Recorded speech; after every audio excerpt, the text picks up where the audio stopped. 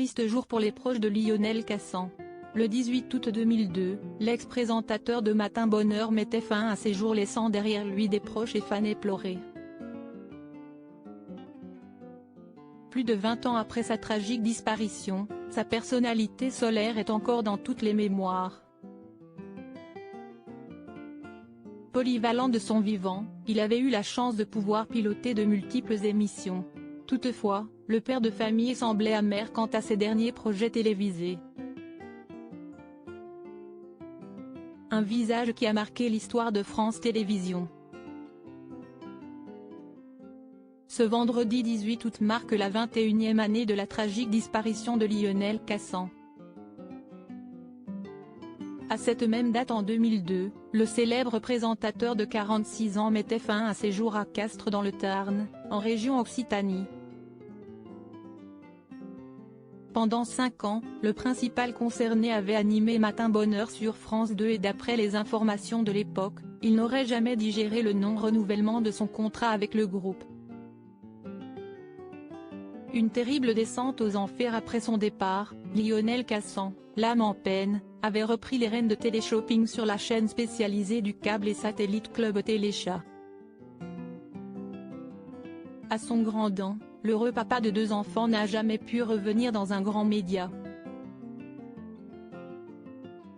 En parallèle, il a aussi vendu ses services en tant que speaker pour le cabaret chez Michou. Un triste destin similaire à celui de Jacqueline Huet, qui comme lui, avait rencontré un franc succès en tant que speakerine dans le PAF. Actrice et présentatrice, elle était un véritable couteau suisse. Toutefois, comme l'a remarqué le site Toute la Télé, cette dernière a mis fin à ses jours en 1986 en laissant pour mot, les vedettes de la télévision sans projecteur pour les éclairer sont comme des canards sans tête qui continuent de marcher. Dans l'industrie du petit écran, les quelques places existantes sont extrêmement prisées. De plus, la concurrence ne cesse d'être rude en plus de la course à l'audience. Toute personne peut connaître une belle ascension avant de vivre une longue traversée du désert. Un glaçant constat que semblent avoir compris de leur vivant Jacqueline Huet et Lionel Cassan. Un retour difficile, un sujet évoqué en 2004 par Jean-Marc Morandini dans son ouvrage Le bal des faux culs. Avec sa plume, l'animateur vedette de CNOU avait levé le voile sur ses grosses désillusions après l'arrêt de Tout est possible sur TF1. Au plus mal, le producteur a passé des journées à engloutir du Nutella pour noyer son chagrin. Pour ne rien arranger, Étienne Moujotte, l'ex-numéro de TF1 lui avait aussi fait comprendre que sa carrière resterait en berne en raison de son CV.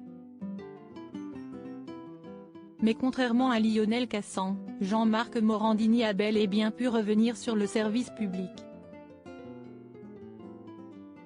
Une belle issue que d'autres de ses pairs n'ont pas pu connaître comme Philippe Risoli, évincé au début des années 2000 du Juste Prix, ex-programme phare de la Une. Ou même encore Daniel Gilbert qui a pourtant longtemps fait les belles heures de la télé.